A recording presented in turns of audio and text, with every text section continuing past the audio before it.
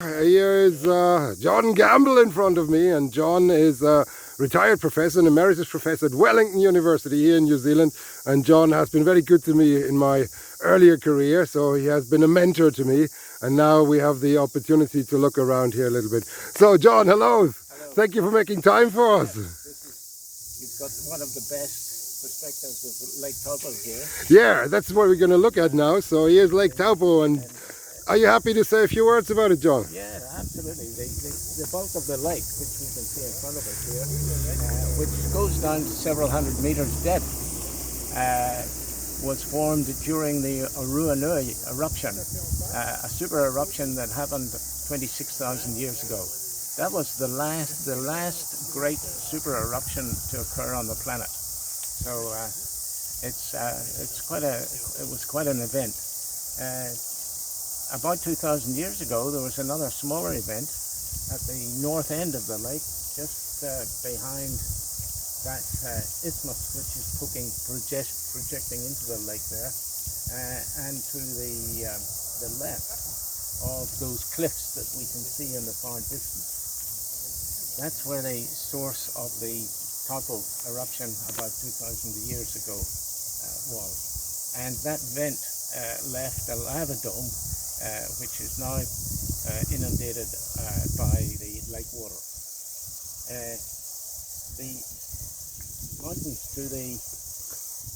on the far horizon, that's Taihara Dome Complex. It's a dacite dome complex. There's 2 or 3 dacite domes that were in place there. Their age is not well known. It's thought to be about 100,000 years, but not really well known. And the surface that we can see over to the right of the image, forming the skyline, those are surfaces of ignimbrite units that were erupted, possibly some from during the Ruanui event, but others maybe from an older event about 230,000 years ago or 240,000 years ago, which is often referred to as the Whakamaru event. And that happened from a caldera complex to the north of the Taupo complex. And in the immediate foreground, when we look down here, we can see a very distinctive, this is a rhyolite dome. It's very, very poorly exposed, covered in bush at the moment, and you can see the water. This is the outlet for the Tongariro power scheme, and this is the beginnings of the Tongariro power scheme as it's known. And underneath us here, you can't see it, but you can see the pylons. There is a hydroelectric power station right down underneath us here.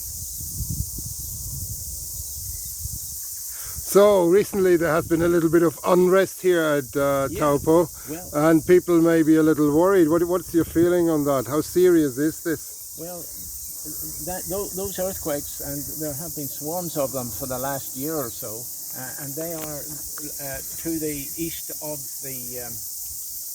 the lake, a little bit somewhat further to the north than Turangi. But there have been quite a high number of them measured, but they're not an unusual feature. Events like this have been identified in the fairly recent past. It's just that the equipment that we have now is so much better and is so much more sensitive that we can identify events much more precisely now than we could even 10 years ago. Yes, I agree. So you think it's not particularly threatening, it's more that our instrument sensitivities are now giving us a lot more information, and we're getting a little bit of, info overload that makes people nervous. Is that what you're saying? Yeah, that could be a point, yes. Okay, I see. Yeah. Very good, very good. Well, Lake Taupo is of course wonderful, and it's a beautiful natural feature. A lot of people are seemingly having kind of long, beautiful lake weekends here. I've seen a lot of water sports on the lake. So is there anything in the lake that could be dangerous? Is there nothing like that? No taupo monsters. No Nessie, Taupo Nessie or anything. Oh, is there any legends like this? I don't think so. I don't think so. Well, that's good for the water sports people, I guess. So, how deep is the lake again? Do you remember? At the deepest point, it's about getting on for 300 meters. It's a very Whoa, deep lake. it's quite It's deep, like yes. a large saucepan, in fact. Wow. Those cliffs that you can see over on the far side of the lake there, and Yeah. far distance, those are the lakes, are the cliffs in Western Bays, and they are of Whakamaru ignimbrite, and that was also a super eruption, but it was 340,000 years ago. Oh, I see. Okay.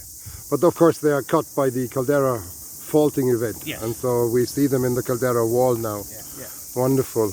And these domes, these little islands in the middle, these post-caldera domes, do you want to say a word about them? I think they're mainly rhyolites, right? They're all rhyolites, and they're rather poorly dated. Okay.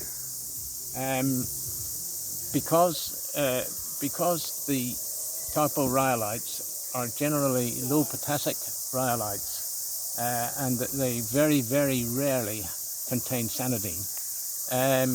They are actually quite difficult to date accurately by radiometric and argon dating. So just remind me, we are looking towards the northeast here, right? Looking northeast, about that way. About that way? Okay, wonderful scenery. And the site of a supervolcano, in fact the youngest supervolcano. So John, thank you very much for your time, this was great.